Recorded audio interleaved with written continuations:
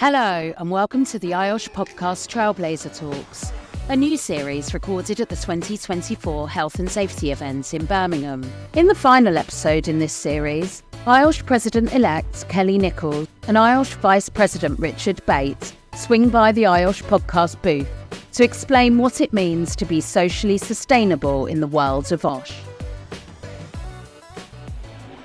We're here in the IOSH podcast booth on day 3 of the Health and Safety event in Birmingham. And our last interview is with Kelly Nicoll, IOSH President-Elect, and Richard Bate, IOSH Vice-President. Thank you very much for joining me today in the booth. How are you both doing? Thank you for having us.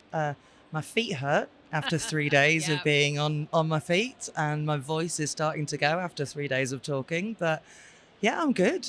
Good. I walked over 10 kilometers yesterday. Wow. Show Really? off. Yeah. Oh, Getting your steps in. absolutely. Yeah, I'm really excited about this. Good. And how have you found the show so far? The show's been absolutely brilliant. We started off with celebrating our volunteers on day 1, which was so inspiring. It's just amazing to see how many of IOSH members give back to IOSH and the profession and how they support each other. We had some great conversations yesterday about AI and a really fascinating debate on the Health and Safety at Work Act 50 years later. And then I've had the privilege of talking to our future leaders community this morning about the future of the profession. And then, just casually rounded off with introducing Sarah Newton as the head of HSE for our last talk. How about you, Rich?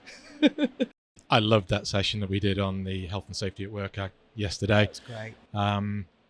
As with all those sessions, I could have done with another 20 minutes.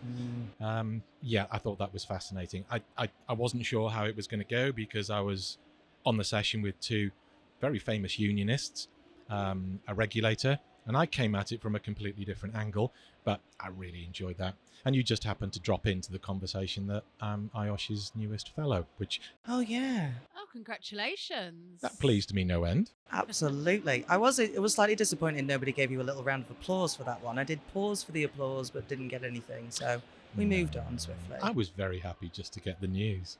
And we've plugged it on the podcast now, so there you So go. There you go. Okay, so first of all, for our listeners and our viewers, can you tell us a bit about yourselves? Yeah, sure. So my name's Kelly. I'm IOSH President-Elect, which I'm still pinching myself about. I'm a Chartered Fellow of IOSH. I've been in the health and safety profession as a second career for about 15, 16 years now.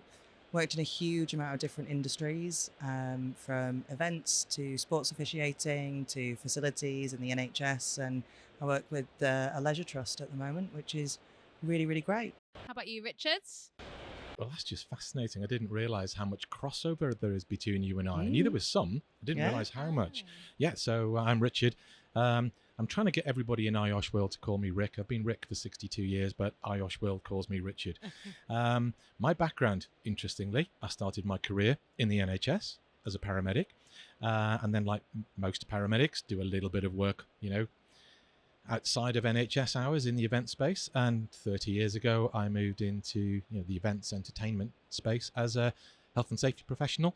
And that's led me on an incredible journey around the world over 30 years. And I don't care that I'm in my 60s. I'm still loving it. I love everything that IOSH stands for. And that's why, like Kelly, I stood up for election to the presidential team. Best decision of my life. Brilliant. That's really good to hear. Okay, so we're here today to talk about social sustainability. Most people are aware of what it takes to make an organisation sustainable in terms of the environment. But the concept of social sustainability is becoming increasingly important too. IOSH have done a lot of work around this. So let's start with the obvious question, Richard. What is social sustainability? I could go off on a tangent here. So what we'll do, I'll start my response from an IOSH perspective. Okay. And if we just reflect back to the Catch the Wave campaign, it was pretty clear that social sustainability is about identifying and managing business impacts on workers, both positive and negative.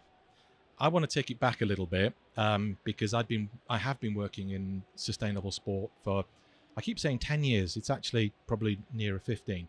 I spent 9 years with Formula E, where the whole drive was around social sustainability. There was a good environmental piece as well. But as part of Catch the Wave, I actually started to read John Elkington and this people, planet, profit model that we all refer to.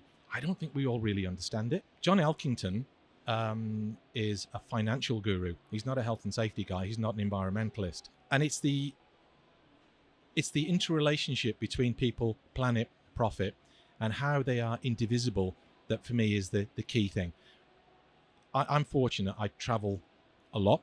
And one of the things I really, really struggle with, you're in the UK, you're in Europe, people really get the value of their workforce. But perhaps if you're working in other regions, the workforce isn't valued. So part of my mission with my vice president hat on is to engage leaders in different regions in this conversation about the true value of their workforce and what they can bring. And unless you engage with your workforce, you don't know the qualities that they have. Have a simple conversation with somebody that you might just think is there in what you might perceive to be a junior role. Talk to that person. You probably find out they've got a bachelor's degree, they've got a master's degree. I think the point I'm making is that we really do have to engage with the workforce. Go back to John Elkington. John Elkington has tweaked the model in his 2020 book, Green Swans. He's tweaked it slightly. So, yeah, from a corporate perspective, the environment, key, but your people will lead you to profit. So he's tweaked the model slightly, and I'd recommend anybody, you don't necessarily need to buy the book, just read some excerpts on maybe Amazon. But Green Swans is well worth just a quick review. Other booksellers are available. I will just plug IOSH Magazine here because we've interviewed him twice recently. So there's a mini series at ioshmagazine.com with John Elkington. So it's well worth a read. I'm so envious. I wish I'd known. I'd really like to meet the guy. He's kind of become a hero. He for me, it now makes sense because I've read his book. Yeah. And if I hadn't understood that he came from a financial perspective rather than environmental perspective, it wouldn't have made sense. But now I get the value, and the fact that he now recognizes that in that model, people are the most important. I mean, that's the key to me with this new book. Interesting. Have you read it, Kelly? Not yet. It's on my bedside table, waiting. So what's social sustainability mean to you, Kelly? I think for me, I have always very strongly believed that nobody should go to work and not come home. And I think that's always been the really key part for me for social sustainability. If you have a horrific turnover of staff, if you are injuring your staff left, right and centre, or being the reason that they don't go home at the end of every day, you're not going to survive. I think one of the really exciting things is for the younger generations that are starting to come into the workforce, that really strong sense of ethics and what is the business doing to look after its people, look after the planet, and put those usually above and beyond the profit side of it. They're less interested in what the stakeholders are making and much more interested in what the business is doing to keep them healthy and happy and safe. And I think for me, that's the core of social sustainability. I say it an awful lot. It's very much a case of businesses have to adapt or they die. Mm-hmm. And if we're not adapting to this new world where people are holding their businesses to account, they are moving much quicker. They're leaving businesses that aren't looking after them in a much quicker rate. They're not accepting the standards and the poor working conditions that maybe some of us more experienced, I think is the nicer way of putting it, our more experienced workers are. And they're really going to be, it's really exciting to see them. They're going to be really driving that change because, as I said, if these businesses don't adapt, they are going to die because people won't want to work for them. That is so true. We kicked off this series back on Tuesday with Philip from Shelley Parsons, a recruiter, and Fiona, a future leader. And we were talking about candidates and the industry post-COVID. And actually, it's very much about what can you do for me as opposed to being interviewed for a job and hoping you get the job, but actually interviewing the company as well. What do you stand for? What can you offer me? What are your ESG credentials? One of the questions that I ask now is, how did you look after your people during COVID? Yeah. Because that tells me everything I need to know. Yeah. Really good insight. Absolutely. Okay, so what can IOSH professionals do to play a part in this to make sure that social sustainability is at its organisation's core? That is such a deep question. And I've just come off another panel session where we touched on it. There's two elements here. Kelly's just mentioned it. Our people need to have the confidence and the conviction to challenge a leadership team. Quite right, as Kelly just said. If you're going for a job interview, it should be the potential candidate should be asking appropriate questions that relate to their future. So I see this as two elements. How do we inspire a senior leadership to change their practices? I'd like to say that for me, particularly over the past 10 years, I've worked in sports and environments where social sustainability is key. However, I've also, part of my role, I've worked as part of the supply chain and engaging with contractors who don't understand the standards that we're expecting them to work to. That's also a significant piece of work. So for me, it's really quite clear. We have to have our senior leaders step up. So that means they need to be engaged and some education.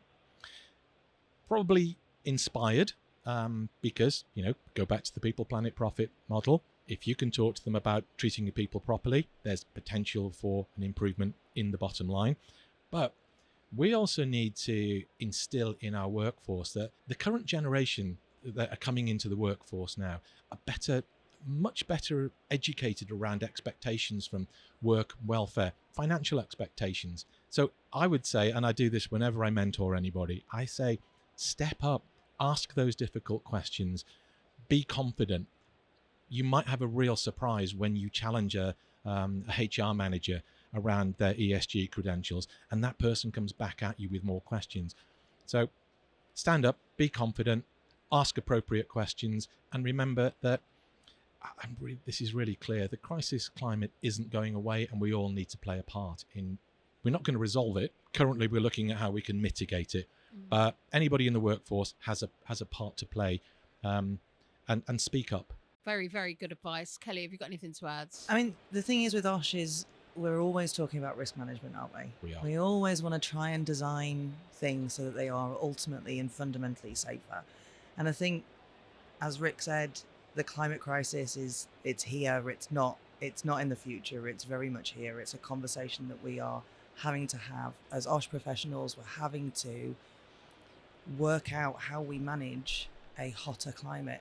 Even here in the UK, last year we had days that were 40 odd degrees. I mean, that's unheard of, and absolutely, and that is terrifying. It's terrifying that's the idea that could be the norm over here.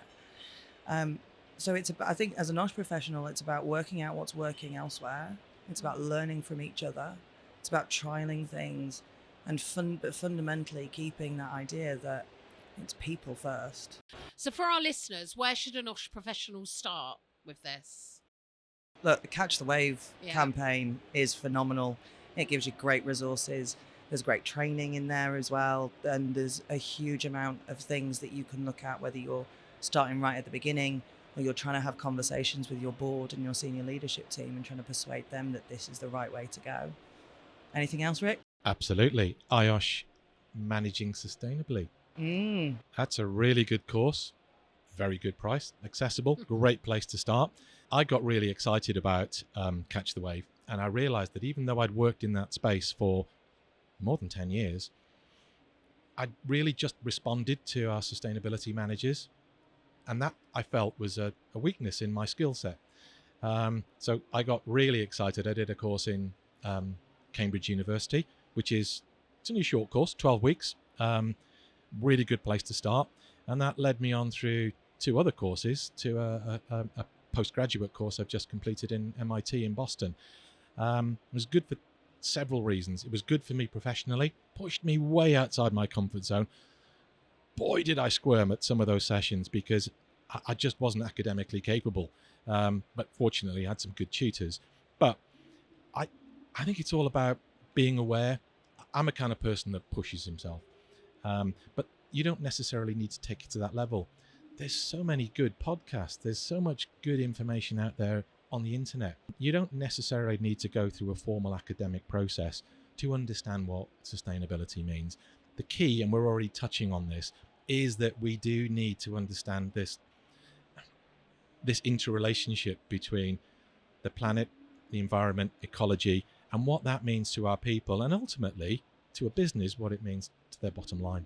Okay, so IOSH recently published a report in collaboration with Arup setting out actions for a safe and healthy future of work to safeguard the health, safety and well-being of our people, and to protect them from emerging and future risks. So one of the calls to action in that is to drive forward social sustainability, and that involves removing structural inequality, enhancing diversity, inclusion, ensuring a fair and just green transition, all of the things that we've touched on today. How do you think this landed with members, Kelly? I think it's landed phenomenally with members. The members that I've spoken to over the last 3 days are really interested. I've even got to the point now where I'm starting to talk about IOSH not as a membership body or an accreditation organisation, but actually as a movement. Wow. What we have to do and what we have to say and the way that we want to change the world is phenomenally exciting. And our members should be excited. They should be taking inspiration from this journal, and they should be kind of really gearing up to put on our fighting gloves and get on with it, because the world is not stopping. Technology is changing so rapidly. The risks that we're exposing people to are constantly shifting. And as IOSH professionals and as IOSH members, we've got to be on top of it and we've got to be ahead of the game. And I think this just gives us a really great platform to be able to do that. And Richard, you've actually got a copy in front of you. I have. So I want to come back to a couple of words that Kelly has just said. But from this publication, what I've taken, it's a really good publication. Actually, some parts of it frighten me. So the section on advanced technology, it highlights 20 sections. I know maybe about 3 or 4 of those. And that means that my knowledge is inadequate in those areas. And I think that's going to be true of a lot of safety professionals. So there's a piece of work to be done there. But I want to go back to, you mentioned the world and you mentioned impartiality, fairness. One of the things that I experience when I travel the world is equity, inclusion, particularly diversity, is very different in different regions. We don't need to talk about which regions, but I do have this personal dichotomy. If I'm working in the UK, I know the standards that we're expected to work to. I know how we treat our workforce. I know about diversity. I know about equity. We still have some issues around, do we always recognize the competency of both genders? Possibly there's some work to be done there. But I have to almost switch that off when I go and work in a different region. And I find it very, very difficult. I've had a few occasions in the past 2 years where I've actually stopped work and brought in directors of the business to ask them, do they feel this is an appropriate way to treat their number one asset, their people. I'm lucky. I'm in a position where I've worked my way up. And I think to an extent, people will listen to me. But I do find that there's more work to be done here. What we do in the UK, Europe, North America, great, let's applaud it. We are moving forward. But there's a lot of the world where they are probably 20, even 30, probably even more years behind us. And if I'm working on a site in Africa, UAE, Saudi Arabia, I want the worker that's just come into the country from Kerala in India, I want him or her to be treated exactly the same as me. That's a big piece of work that we need to address. Absolutely. I think one of the difficulties as well is I think probably us in the UK and America and across Europe, we do take some responsibility for fast fashion. We accept that an awful lot of the things that we purchase on a daily basis are not made here anymore, and they're made in places where the value of life is not at the same as it is here. and the value of their health and their physical safety isn't as important as it is here. That's really interesting, because I mean, I don't know if you heard any of the session that I took part in this morning about how changes in the environment are affecting the workplace. I talked with some passion about how over the past 6 weeks working in the UAE, I've been able to introduce a really quite a basic daily check using the occupational health team that were on site. I know that that model worked there because we had the right people, we had the facilities, we had an engaged workforce, importantly, and we also had an engaged management who wanted to deliver. However, I'm absolutely certain that if I'd moved to a different region, even if perhaps a different part of the UAE, that wouldn't have happened. And I almost felt this morning like I was being hypocritical. I was talking about the wonderful things that we were able to do. Simple things. These are not complicated. This is getting your medic to actually go and say hello to a worker and say, how are you? Have you got your sun cream on? Have you got the appropriate clothing on? Making sure that they're hydrated, and then giving them advice, making them feel as if they're valued. That's simple. It's so but simple. How often do we do it? This whole piece around social sustainability and empowerment of workers, I know that predominantly those workers that I've been with for the past 6 weeks, they come from one area of India. They don't have the confidence to ask the questions because they know that if they perhaps ask difficult questions, their contracts may not be renewed. Absolutely. I've seen it before, and very sadly here in the UK, where I have sat in front of a board and their response is they ask difficult questions. We have 300 people apply for every job. So I can get rid of that difficult person and I can just bring in somebody else who's going to put up and shut up and get on with it. And that's one of the difficult things that we have to do with senior leaders and management is how do we continue to convince them that the people in the positions need to stay there? 100% agree. And IOSH, as a global organization, we have got to address this inequality between the regions that we represent. Yeah, absolutely. There's some great work being done. Dr. David Arku, one of our vice presidents, is incredibly active with the West Africa branch. He's doing some great work there, but there's also some really, really engaged people working with him, particularly in Ghana. I know the people from Ghana. I had the pleasure to work with some of them the year before last. As a global organization, as a movement, I love that. I think sometimes IOSH as a corporate body doesn't recognize the influence. First time I worked in Jakarta, I really didn't expect to meet 40 IOSH members who trained in the same university, who all came to find me because they knew I was a VP. Wow. I've been on a mission with the US. We have a global engagement, which I think perhaps commercially isn't fully understood. I think that's fair. From a commercial side, not so much interested. That's not my side. But from an engagement piece, what can I do as a VP? What can I do to champion our movement to improve workers' welfare, health, and to try to develop an understanding of diversity and inclusivity, but mean it from the heart and drive it forward? I can do my bit. I don't mind standing in front of a difficult group of people and telling them they're doing it wrong. That's kind of what you get paid for when you've reached the top of the greasy pole, if you like. But we as an organization, IOSH, needs to be strong in our conviction that what we deliver in UK, we have to do exactly the same in all of our regions around the world.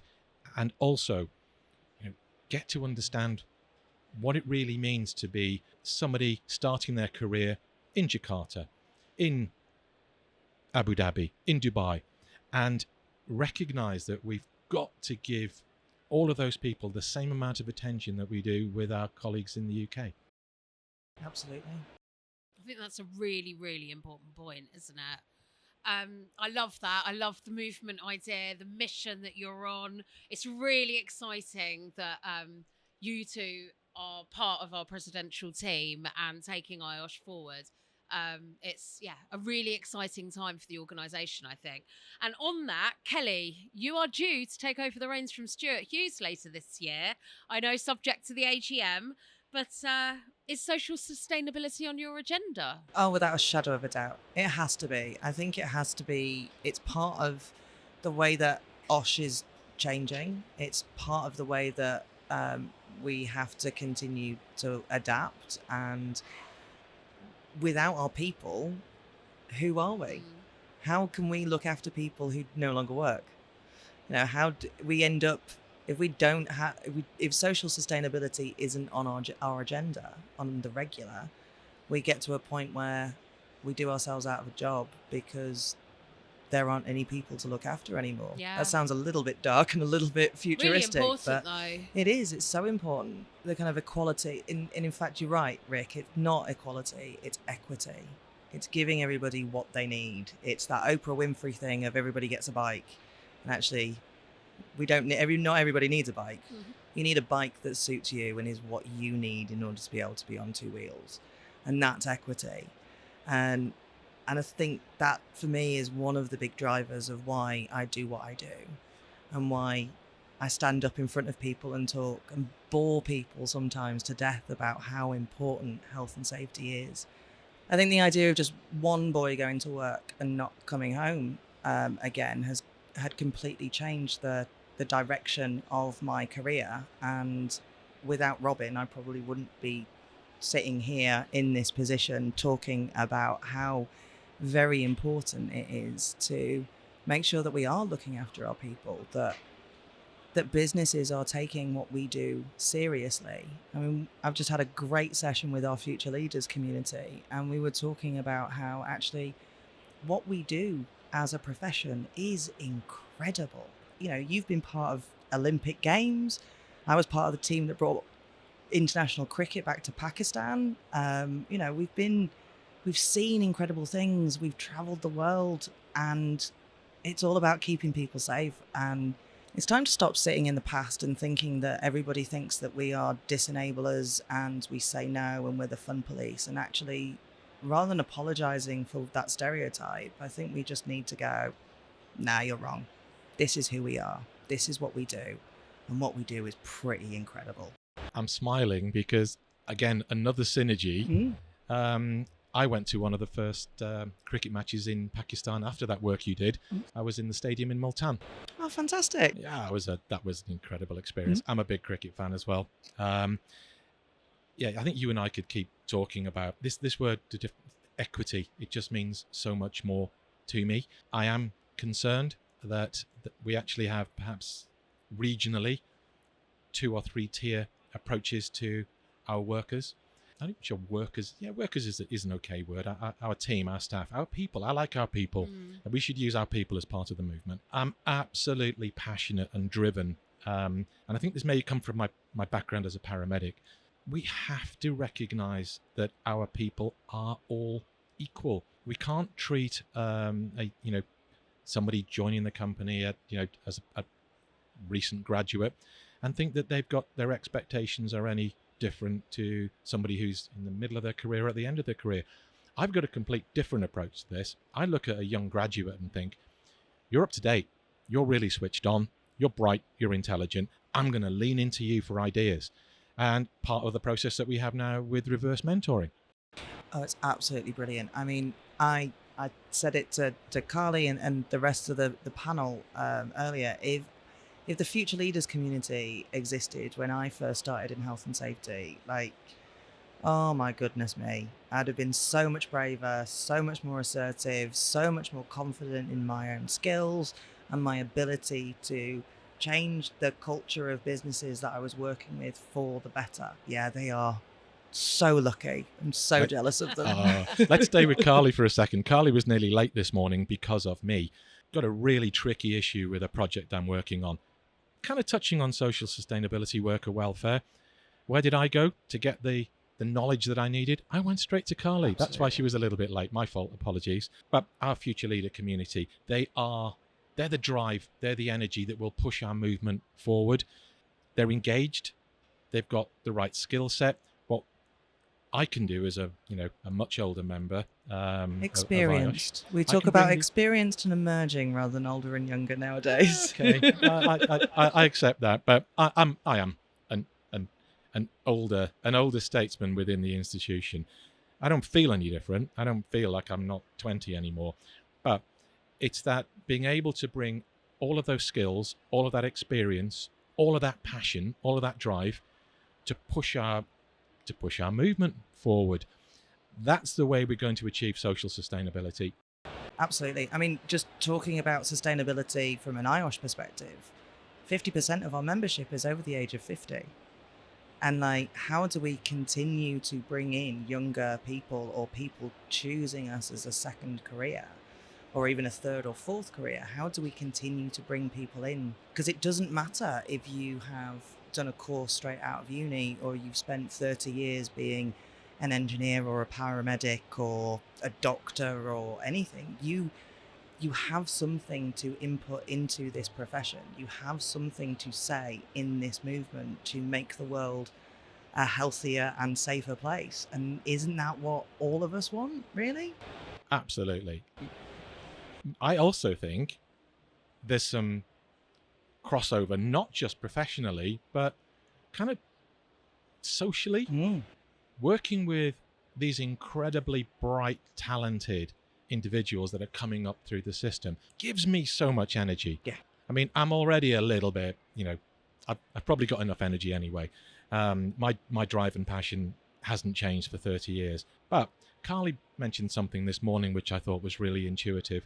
My passion for welfare and equity probably comes back from my days as a paramedic, when I was absolutely driven to do the absolute best I could for every single patient. Well, you meet people on the worst day of their life sometimes. I certainly did. And I can reflect back on those, but I don't reflect back on, things that perhaps I could have done better. As an older person, I now reflect back on the positives that my colleagues and myself were able to achieve and what we did to support people in those dark times. That was social sustainability. I didn't know what it was then, but now I know. And this passion I have isn't going anywhere soon. And I'm going to keep talking about sustainability, particularly social sustainability, for a long time to come. Good, because we want Doc for as long as we can possibly have him. Thank you very much. Well, you're both great advocates of social sustainability and fantastic adverts for the profession as a whole. We're very lucky to have you both in the podcast booth today, and it's been a pleasure hearing your thoughts. So thank you for joining me. Thank you so much for having us. It's been a pleasure. This is the last in this series of our Trailblazer Talks. Listen back to the series and catch up on missed episodes on the IOSH podcast and YouTube channels.